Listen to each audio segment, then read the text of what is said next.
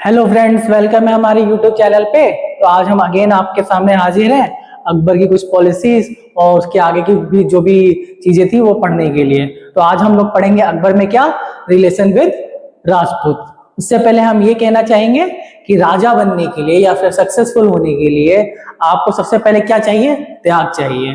त्याग चाहिए आपको अपने आलस से, त्याग चाहिए आपको बार बार वही चीजें करने से कि जिससे डर लगता है कि हम इसे नहीं कर पाएंगे, उन सारी चीजों से त्याग चाहिए आपको। अपने डर से त्याग चाहिए आपको। हमेशा जीतने का हौसला रखना चाहिए, क्योंकि जो त्याग करना नहीं जानता, जो सेक्रीफाइस करना नहीं जानता है, वो फिर कहीं ना कहीं जिंदगी में स्टॉप हो जाता है। अगर कोई त्याग करना, अगर जो कोई IAS PCS बनना चाहता है, वो अगर वो त्याग करने को नहीं रेडी है, पढ़ने को नहीं रेडी है, तो कहीं ना कहीं तो आज भारत में हर घर में IAS IPS होने चाहिए थे ना।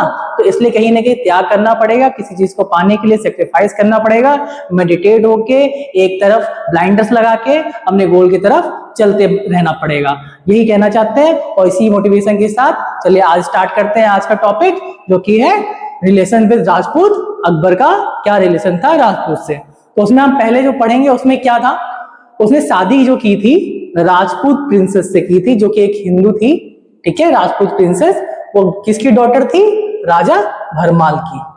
राजा भरमाल की वो डॉटर थी, ये आपको याद रखना है। ठीक है, ये और सिर्फ राजपूतों ने सिर्फ अकबर के शासनकाल में ये नहीं कि उसकी मतलब उसके जनरेशंस की हेल्प की और उनको सर्व किया, वो आने वाली मुगल्स ने, राजपूत ने मुगल्स की लगभग 4 जनरेशंस को अपनी सेवाएं प्रदान की। ठीक है, उसकी मतलब एडमिनिस्ट्रेशन में राजा भगवान दास और राजा मान सिंह को स्पेशल पोजीशन, सीनियर पोजीशंस दी गई। ये आपको याद रखना पड़ेगा, राजा मान सिंह और राजा भगवान दास को।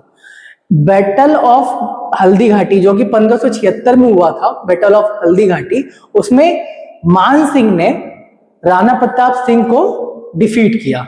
ये आपको याद रखना पड़ेगा। ठीक है, बैटल ऑफ हल्दी घाटी कब हुआ था? 1576 में, जिसमें राणा प्रताप सिंह को मान सिंह ने डिफीट किया था। जो कि मान सिंह क्या कर रहे थे? मुगल आर्मी को लेड कर रहे थे।